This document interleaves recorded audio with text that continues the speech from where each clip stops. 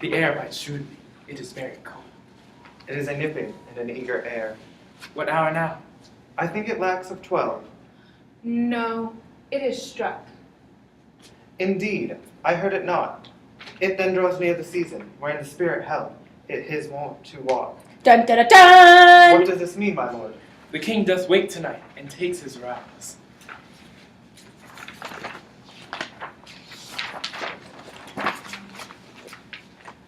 Is it a custom? I marry ist, but to my mind, though I am native here, and to the manner born it is a custom.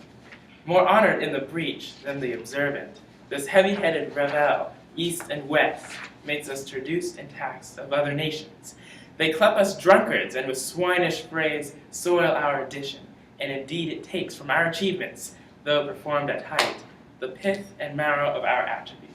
So oft it chances in particular men, that for some vicious mole of nature in them, as in their birth, wherein they are not guilty, since nature cannot choose his origin, by the o'ergrowth of some complexion, oft breaking down the pales and force of reason, or by some habit that too much o'erleavens the form of plausive manners, that these men, carrying, I say, the stamp of one defect, being nature's livery or fortune's star, their virtues else, be they as pure grace, as infinite as man may undergo, shall in the general censure take corruption from that particular fault.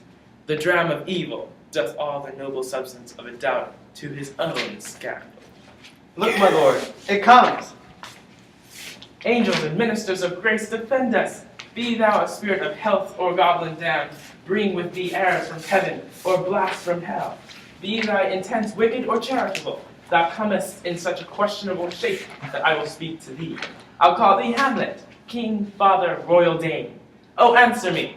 Let me not burst in ignorance, but tell why thy canonized bones, pierced in death, have burst their cerements, why the sepulchre wherein we saw thee quietly inurned hath opened his ponderous and marble jaws to cast thee up again.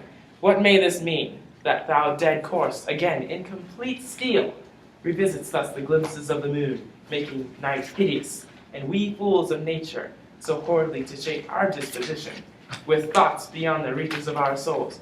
Say, why is this? Wherefore? What should we do? It beckons you to go away with it, as if it some impartment did desire to you alone. Look with it what courteous action. It waves you to more removed ground. But do not go with it. No, by no means. It will not speak, then I will follow it. Do not, my lord. Why? What should be the fear? I do not set my life out of hin's feet. And for my soul, what can it do to that? Being a thing immortal as itself, it weighs me forth again. I'll follow it. What if it tempt you toward the flood, my lord? Or to the dreadful summit of the cliff? The beetles or his base into the sea, and there assume some other horrible form, which might deprive your sovereignty of reason and draw you into madness. Think of it. The very place puts toys of desperation without more motive into every brain that looks so many fathoms to the sea and hear it roar beneath. It weighs me still. Go on, I'll follow thee. You shall not go, my lord. Hold up your hands. Be ruled, you shall not go. My fate cries out, and makes each pretty artery in this body as hardy as the Nemean lion's nerve. Still am I called. Unhand me, gentlemen. By heaven, I'll make a ghost of him that lets me. I say, away! Go on, I'll follow thee. He waxes desperate with imagination. Let's follow. 'Tis not fit thus obey him. Have after. To what issue will this come? Something 'tis rotten in the state of Denmark. Heaven will direct it. Let's follow him.